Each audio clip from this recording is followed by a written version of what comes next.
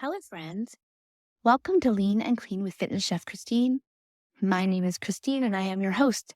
And if you have ever struggled with confidence, today is your day. Let's tackle it together. It is something I have struggled with my whole life.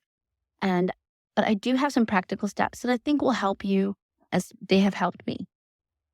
Your inner strength and radiance are direct reflections of your confidence that you hold within yourself. So if you take a moment and you think about that, contemplate on how your journey has gone and where you came from and where you're headed. In the past, my own personal narrative centered on all of my setbacks, the challenges I faced, and all the negative I was told over my lifetime. And really, it was all the stories I told myself. And I've come to realize that those setbacks were valuable lessons and really pivotal points on my journey to lose weight. They me in the present moment. And as a result, I now envision myself more on the healthy side. But it took me a long time to get there.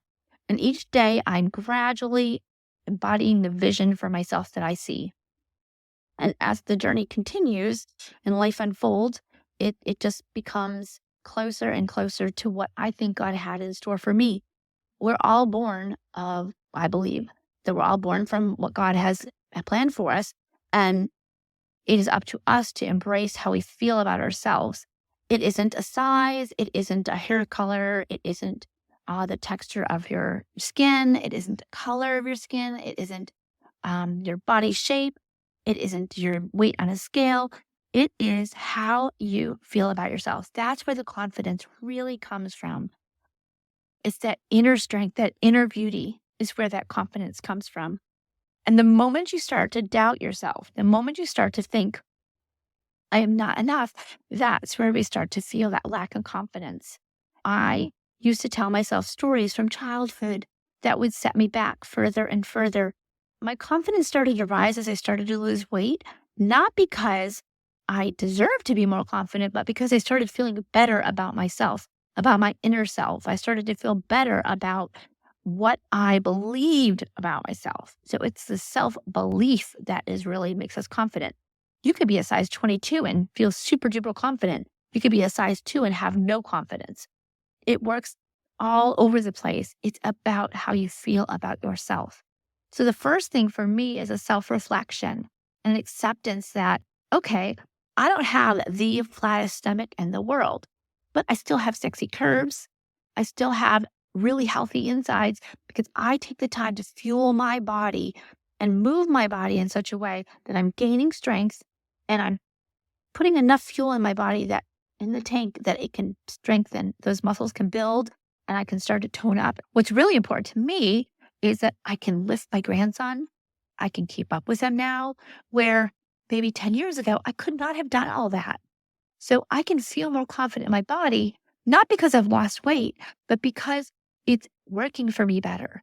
I have more self-acceptance. I have more self-love. I recognize what a blessing a movement can be.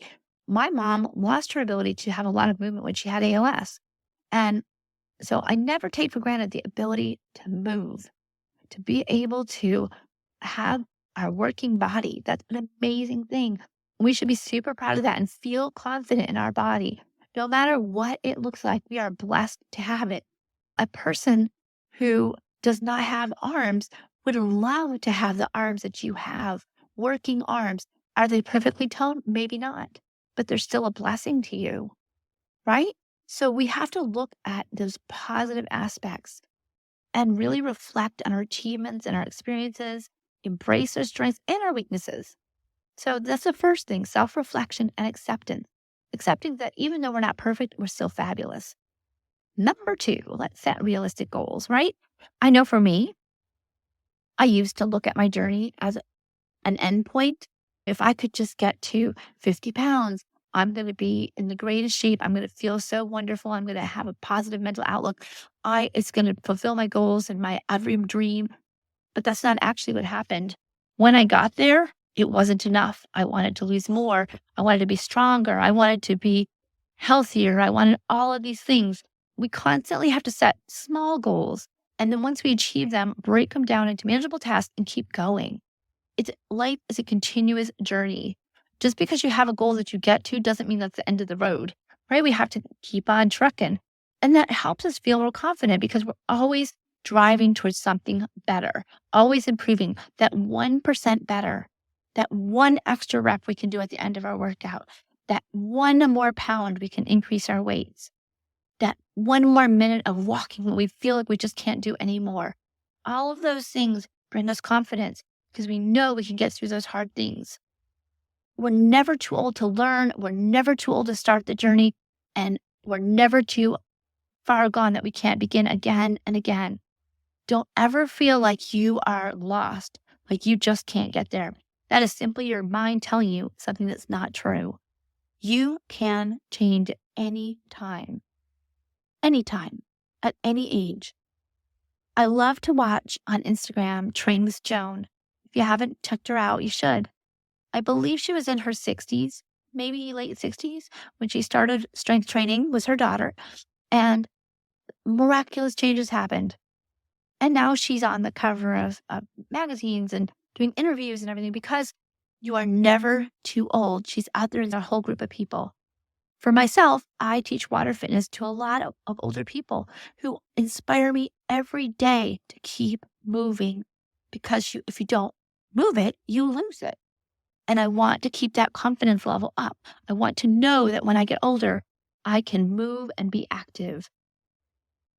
It's not just about, I've been wrestling with this silly cough, but it's not just about what we look like on the outside. It's about actually physically, our physical well-being. So we're not just exercising because we want to look good. We want to be able to sleep well. We want our energy and our mood to be good. And feeling good physically often translates to being more confident. If we can know that we can keep on going and be active all day long, that gives us confidence that we can be as active as possible. And I always laugh at this last one, but it's the truth. When we were growing up, my parents must have said, birds of a feather flock together, like a bazillion times. You always had to pick your friends wisely. But it's still true today. The people that we choose to spend time with and the supportive and positive individuals are going to make a huge difference. If you are hanging out with people who don't align with your values and your goals, you are not going to keep those goals. You're just not going to get there. You need to surround yourself that are people that are either at your goal, supporting your goals, or beyond your goals. That is how you level up. That is